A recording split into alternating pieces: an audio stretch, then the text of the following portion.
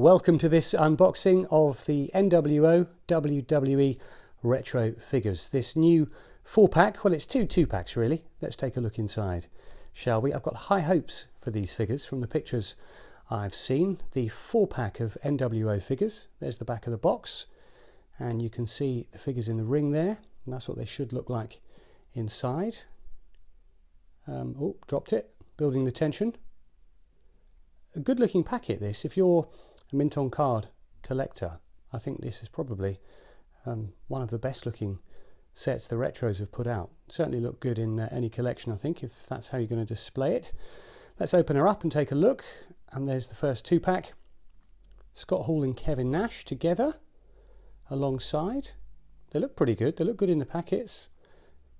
And you can see the outside is bomb and the outside is edge. Don't know why we can't call it a jackknife, but there you go.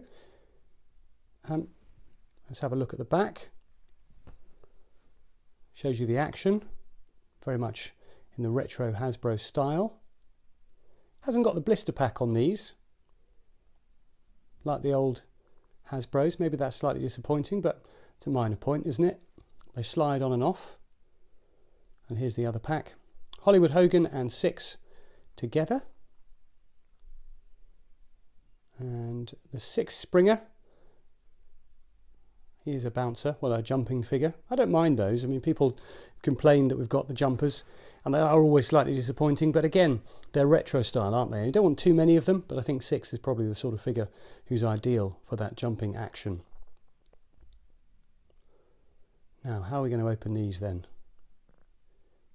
The blister pack doesn't rip off. It should slide off this, I think, but it's got tape on the top of it.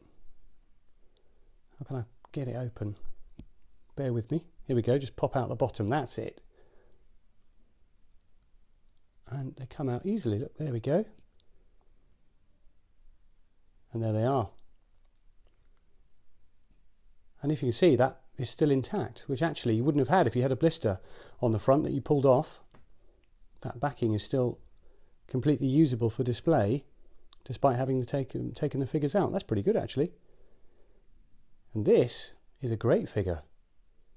He looks great. Look at the detail on him. And he's got leg drop, big boot action, that new retro action.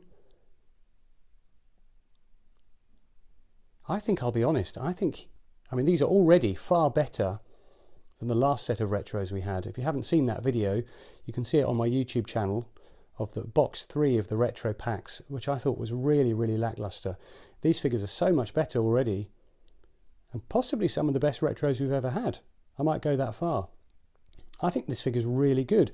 Sculpted on glasses, but I don't think that's a problem, because again, very much in keeping with the Hasbros, the old retro style figures.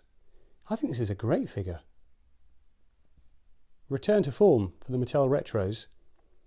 They've done really well with that. You can see the detail, the NWO shirt, and the lightning down the leg. Let's have a look at Six. Oh, here he is. Let's pop him out the packet. And there he is with jumping action. He's got his headband, he's got a bit of detail, and that old Six style t-shirt that he had in WCW. Will he jump? Oh, goes for a flyer.